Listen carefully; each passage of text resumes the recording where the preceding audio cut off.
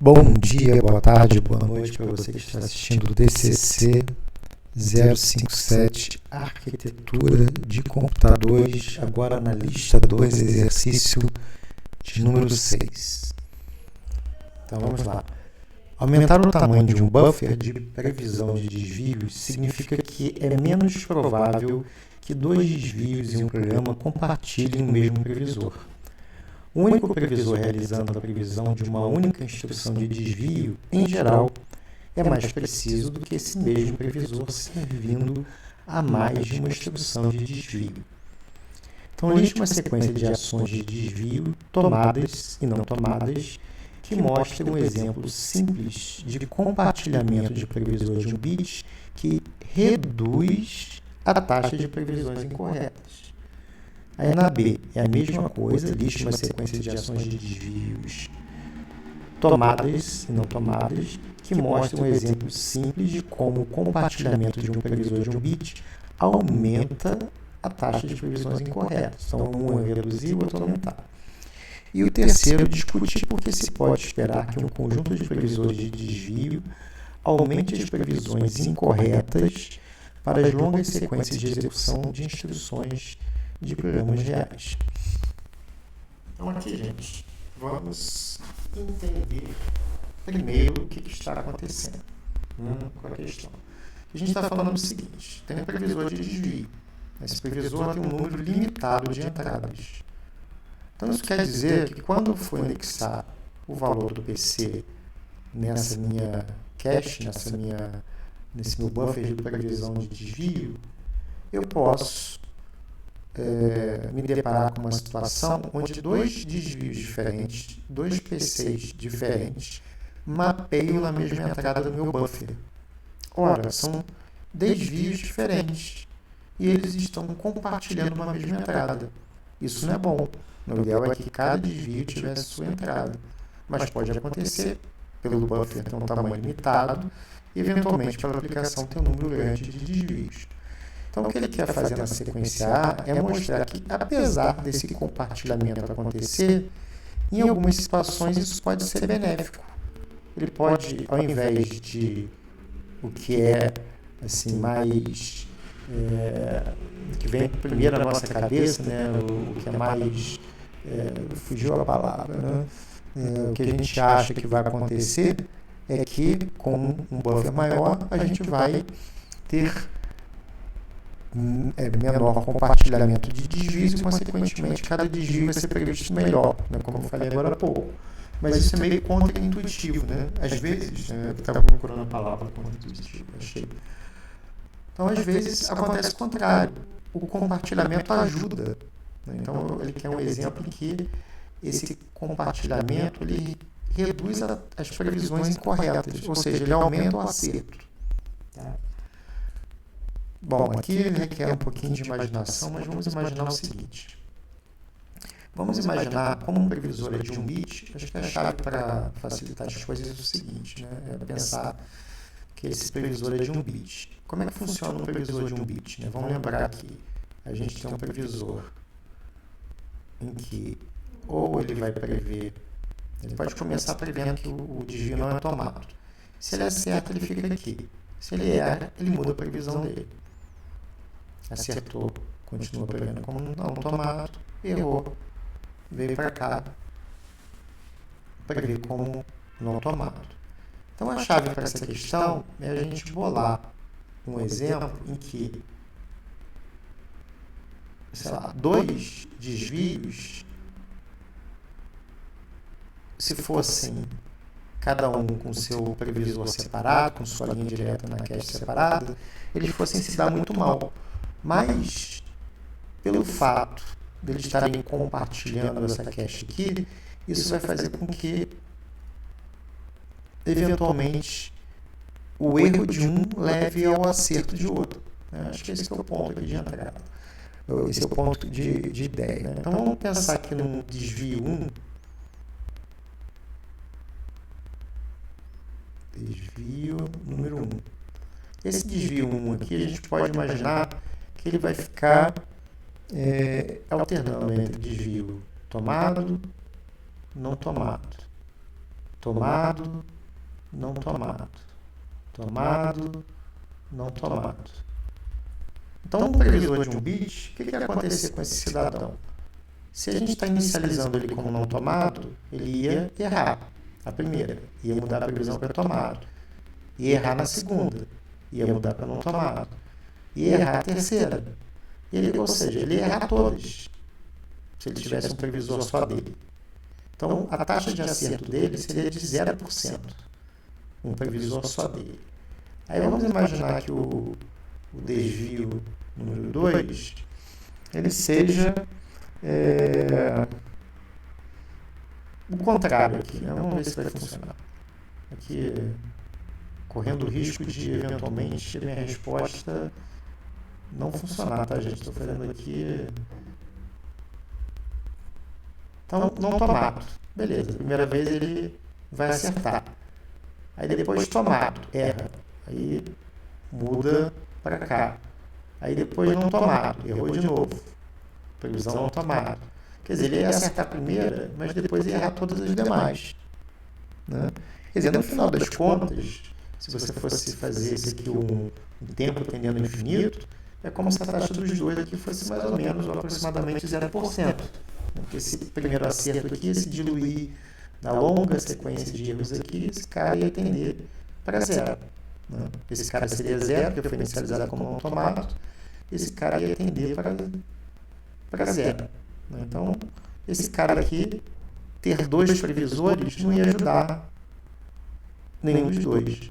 Mas será que eles juntos, né, tem pouco espaço aqui nesse meu previsor, e calhou desse cara e esse cara ter um PC que mapeia a mesma entrada dessa minha cachezinha aqui, né? Vamos chamar de, vou pensar como se fosse uma cache. Será que isso aqui seria benéfico para ele? Será que essa taxa seria maior do que zero? Vamos ver aqui, né? Aí vamos... Não sei se eu vou fazer uma bagunça aqui na cabeça de vocês, mas vamos lá. Eu vou botar aqui meu previsor no início. Previsor não tomado. Aí meu desvio 1 fez uma confusãozinha aqui. Ele é tomado. Ora, se eu estava prevendo não tomado, ele foi tomado, o que vai acontecer na minha próxima previsão? Eu vou mudar para tomado. Né? Isso é que eu fiz confusão aqui, vamos ver. Aí, esse cara aqui foi não tomado. Então, desvio 2. Estava acertando, já errou, né? Será que eu piorei o negócio? Não tomado. Talvez aqui tenha um transiente, depois melhore, né? Então, eu previ não tomado. O que acontece? Errei. Né? Quer dizer, eu estava prevendo, desculpa, tomado. Foi não tomado. Minha nova previsão vai ser tomado. Então, aqui... Vamos ver aqui se eu... Aqui eu errei, né? Vamos botar aqui.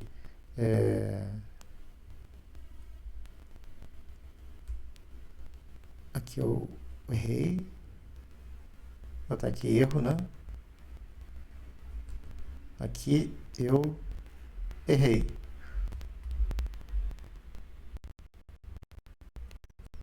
Aqui eu não vou acertar nada aqui.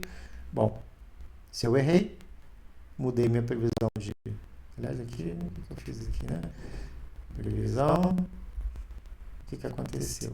Previsão tomada. O que aconteceu? Aí minha previsão aqui, não tomado. Né? Mudei minha previsão. Aí, esse cara aqui, opa, acertei. Eu estava achando que eu tinha feito besteira aqui, né? Então, não tomado. Como eu acertei a previsão, o que acontece? Minha previsão é mantida. Então, aqui, acerto, né? Finalmente um acerto. Aí, minha previsão é mantida. Não tomado. Aliás, aqui pera um pouquinho. Vamos só botar aqui. Então, tomado. Aí depois não tomado. Dá 2. Aí, isso aqui é tomado. Não tomado. Aí o próximo, não tomado. Aqui tomado, né? D2. Será que a alegria durou pouco aqui? Previsão tomado. Errei. Mudei para minha previsão para tomado. Aí o meu próximo cara, estou pensando aqui que está intercalando, né? Desvio 1. Opa, acertei.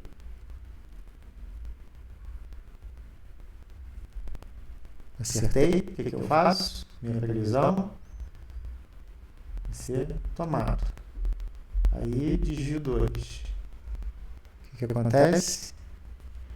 Não tomado. Tenho um erro. Bom, aí essa brincadeira aqui, como eu errei, aqui eu vou acertar no próximo, né? O que acontece? Meu previsor não tomado. Aí esse cara aqui vai acertar. Então eu vou ficar aqui no determinado momento, né, provavelmente mudando de acerto, erro, acerto, erro. Aí vocês viram que o próximo é acerto. Então, tirando esses dois erros aqui iniciais que eu fiquei preocupado, a minha taxa de acerto vai tender para 50%. Ora, esse cara aqui, as taxas estavam tendendo para 0. Né, as taxas somadas. As taxas desse aqui estão tendendo para 50.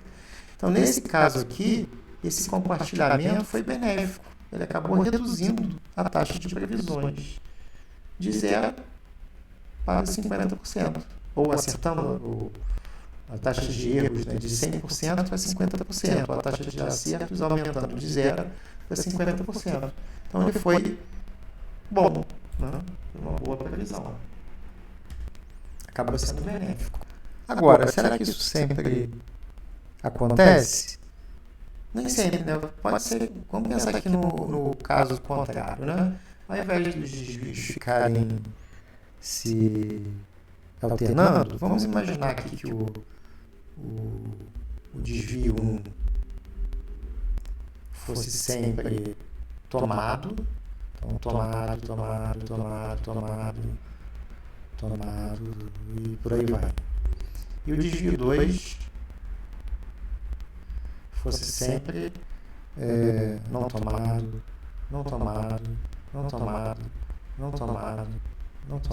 por aí vai.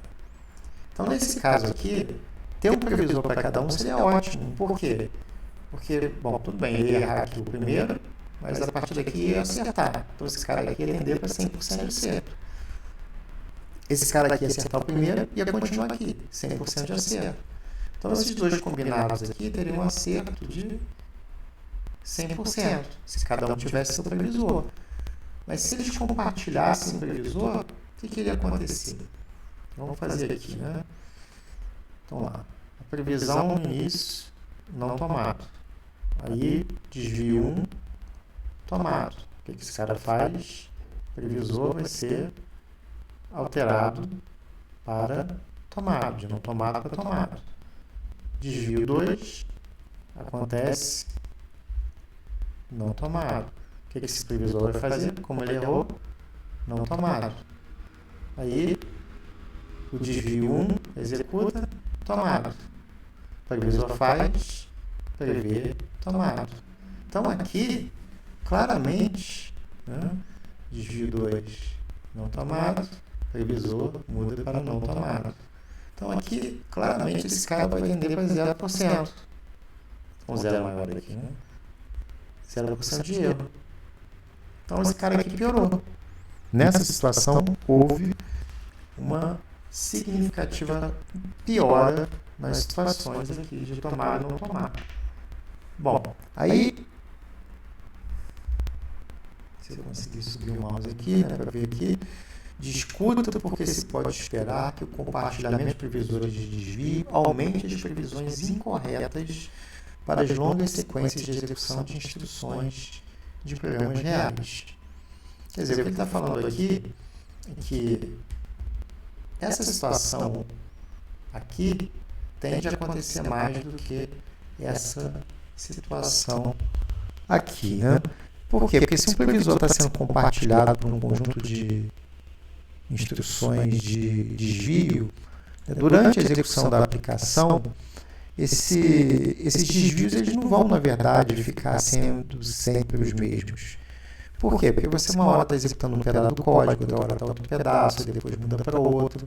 Então, tem instruções de desvio que você vai executar no início do código e depois não executa mais. É o princípio de localidade temporal da cache.